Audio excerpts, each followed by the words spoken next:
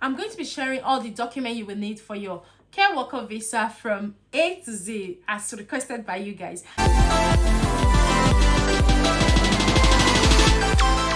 Hey guys, welcome back to my channel. If you're joining me for the very first time, my name is Fajura.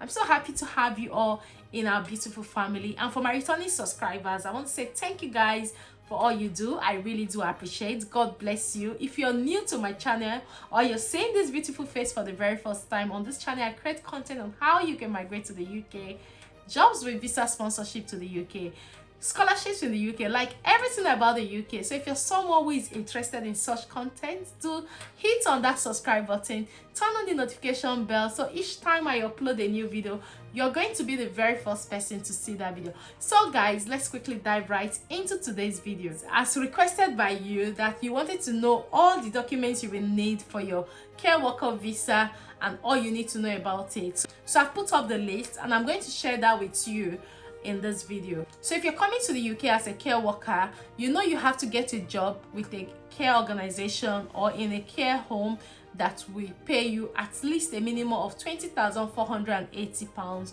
per annum. So once you're able to get that job, and you not just that you get the job, you have to get the job in an organization that can sponsor your visa, which is on the government license sponsored list. So once you're able to do that, then you can proceed to apply for your visa. So like I said, I put up a list of everything you will need to have for this process to be successful. Everything I'm going to be listing out in this video are the things you will need to submit alongside your care worker visa, your completed visa application form. First on my list is an offer of employment. So the offer of employment has to be signed by the care home, the organization that has employed you.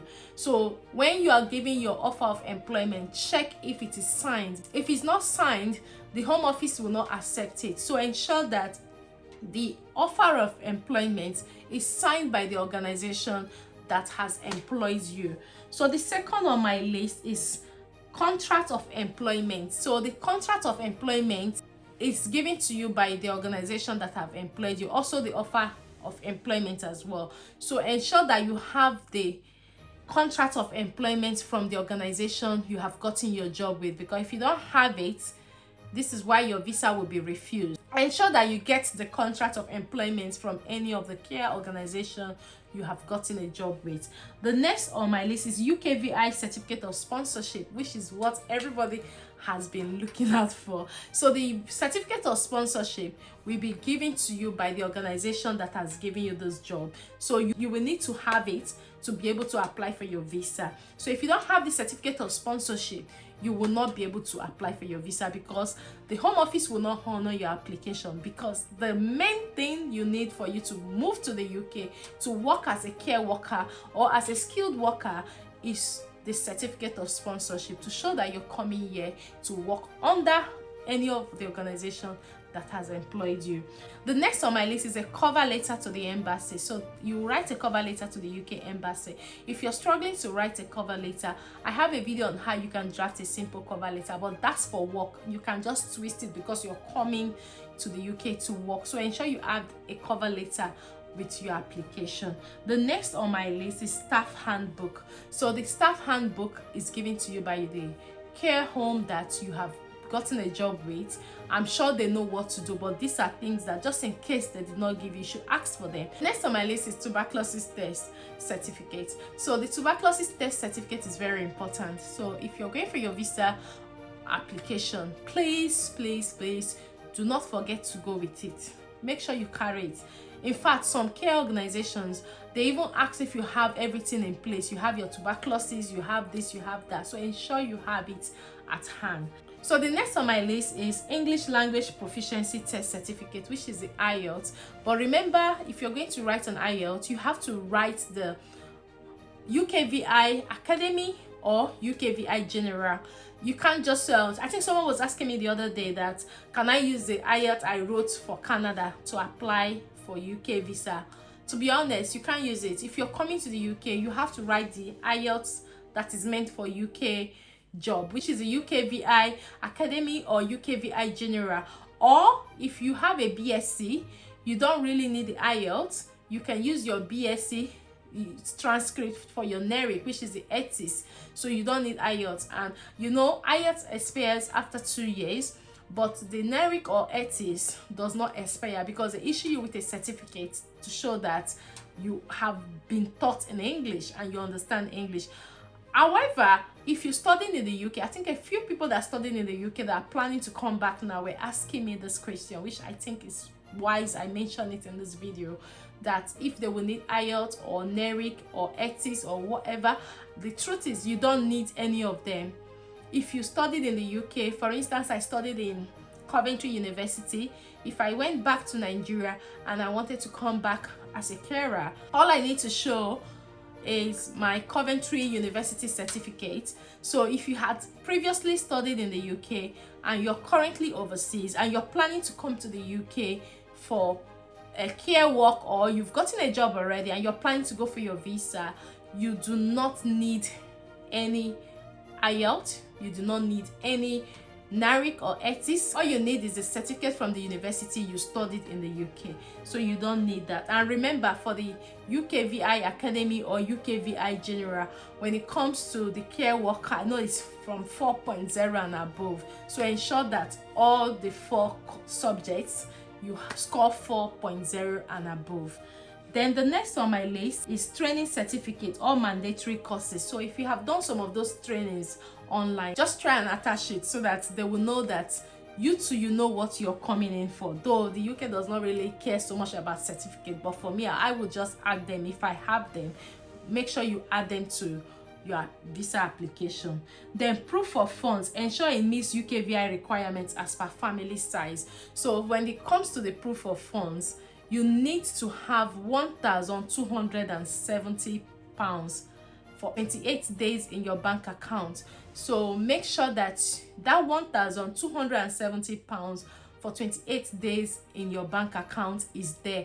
That is for one person. I would always advise that try to leave it for at least a minimum of 35 days because of the exchange rates. We don't know what's going to happen, so let's just be in your bank account for 35 days before you print off your statement. The good thing about coming to the UK as a healthcare assistant, you don't need to pay health insurance, you don't need to pay for yourself and also your dependents, which is very good. But if you're coming as a student or you're coming as a skilled worker under any other route apart from the healthcare worker visa, you will need to pay for IHS, which is the health insurance. But because you're a carer and you're coming to work in the health sector, you don't have to pay for IELTS for yourself and your family, which is a good news. So the next on my list is you need to have your international driver's license, especially when you have told the care home that you can drive, or you have a car, or you have been driving. Or if you have been driving, make sure you add your international driver's license to your application. A copy of it, add it to your application. The next one is educational certificates, so which is where I mentioned that if you have a certificate from the UK university or any other one that you think is in line with what you're coming in to do in the UK, you can attach it. But like I said, if you already have a degree in the UK and you're coming in as a carer, all you just need is your UK degree. That covers for your English proficiency. You don't need to show any other thing. And the next one is police clearance report. So ensure you add the police clearance reports to your application. It's just like the DBS we do in the UK. So ensure that you add that to your visa application. To avoid any form of refusal, ensure you add it to your application. And the last but not the least is a detailed CV. If you remember one of the videos I uploaded, that even in the home office now, they go extra sometimes to find out from your referees you have added to your CV. So ensure that your CV is detailed. Ensure that you have all the healthcare experience. Ensure that you add at least 2 references from your previous places of work, because they randomly call, to be honest, and you wouldn't want them to call and the person that will pick will say they don't know you. So ensure that before you add any referee on your CV, contact them and let them know what you're doing. Just in case home office contacts them, they know that they are contacting them on your behalf. So guys, these are just the major documents you will need for your care worker visa to be processed. And if you want to pay for priority service for your visa application, you can decide to pay for priority service or super priority service. But right now, I would advise that you don't even have to pay, because the visas are coming out faster than what it used to be before. One of my subscribers actually went for her interview and she didn't pay for priority, but her visa came out in 5 days. So I don't think there is any point you paying for priority, except you just want to be extra sure, then you can pay for priority service. So guys, I hope you find this video helpful, because we've actually come to the end of this video. This video was requested by you, and I went to do my research, ask more questions, and here I am, deliver the video for you. So I hope you share this video to your loved ones, share it with your friends, so that it will help to answer their questions as well. And if you're yet to subscribe to join our beautiful family, please do hit on the subscribe button, turn on the notification bell, so each time I upload a new video, you're going to be the very first person to see that video. So until I see you in my next video, guys, do take care, and bye bye for now.